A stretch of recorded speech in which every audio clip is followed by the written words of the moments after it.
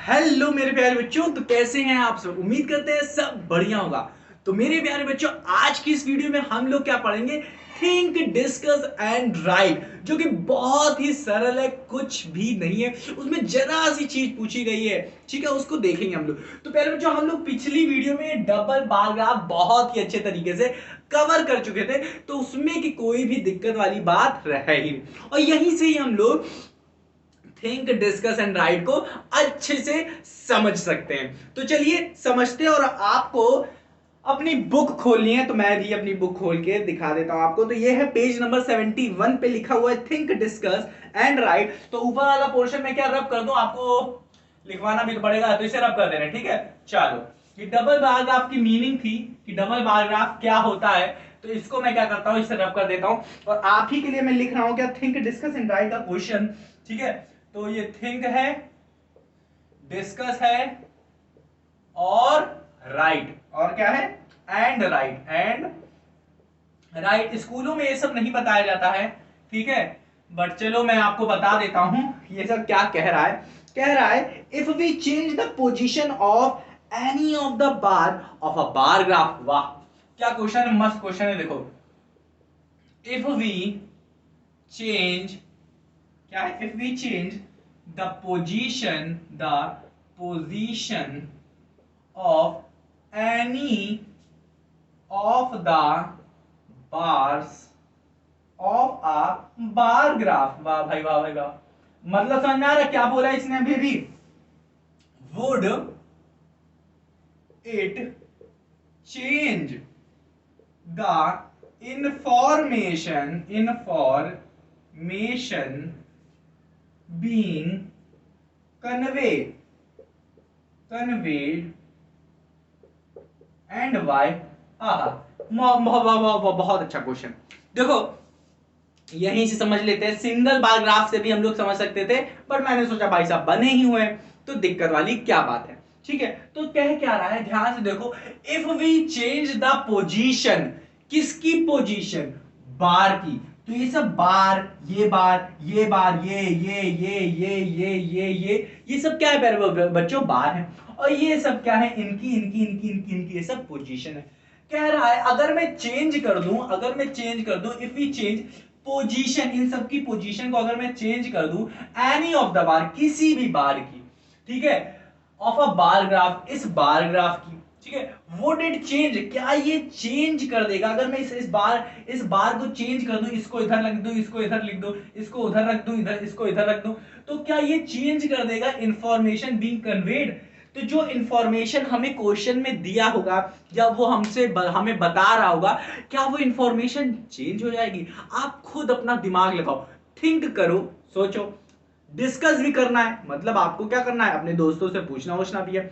Discuss करो, think करो, सोचो, अपने से खुद से पूछो क्या सही है या नहीं, और फिर उसको राइट करो। यही इसका कहने का मतलब है। तो इसको आपको सोचना पड़ेगा।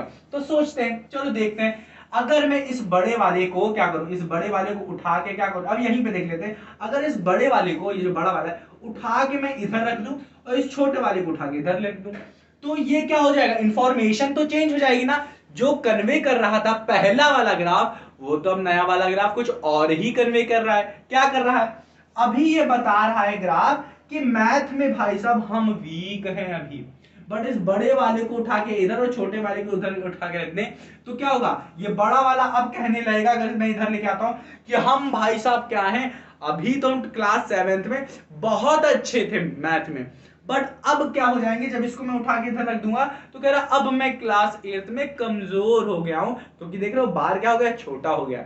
जब मैं क्या करूंगा, इसको इधर रख दूंगा, क्या करूंगा, चेंज कर दूंगा। देख रहे हो ना, चेंज करना पोजीशन को, ठीक है, तो चेंज कर देंगे पोजीशन को।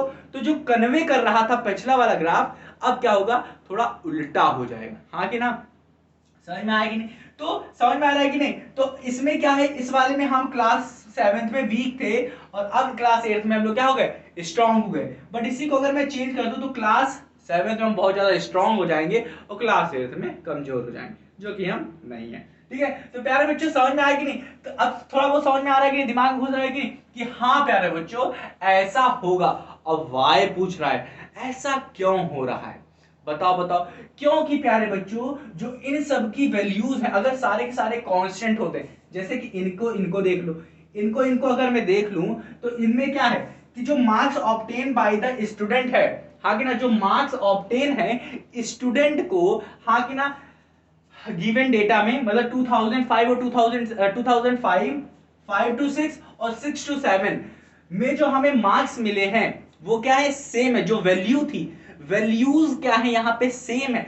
अगर वैल्यूज कांस्टेंट है, सेम है, चेंज नहीं कर रही है, ठीक है, 5 to 6 और 6 to 7 में अगर वैल्यूज चेंज नहीं हो रही है, जो मार्क्स हमें मिल रहे हैं क्लास 7 और क्लास 8 में अगर सेम है, कांस्टेंट है, तब बार को अगर यहां पे चेंज करोगे तो कोई दिक्कत नहीं होगी। बट वैल्यूज में डिफरेंस होने की वजह से, चेंज होने की वजह से हमें क्या मिल रहा है, कुछ अलग बार ग्राफ मिलेगा। अगर मैं इसे पलट दूंगा तो क्या होगा, हमारा जो कन्वे हम कर रहे होंगे वो भी क्या होगा, उल्टा हो जाएगा।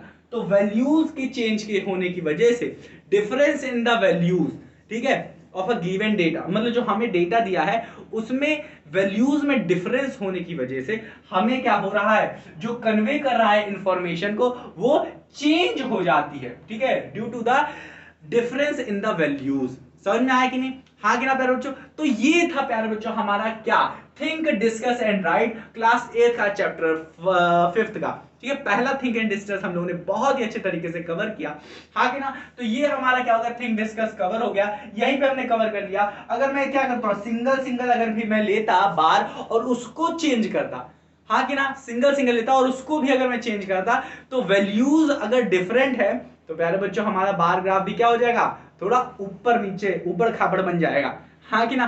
समझ में आएगा। तो वहां पे भी वैल्यूज के डिफरेंस होने की वजह से, अलग अलग होने की वजह से, डिस्टिंक्ट डेटा होने की वजह से हमें क्या मिलेगा, एक अलग बार ग्राफ मिलना शुरू हो जाएगा। तो हाँ, चेंज होता है।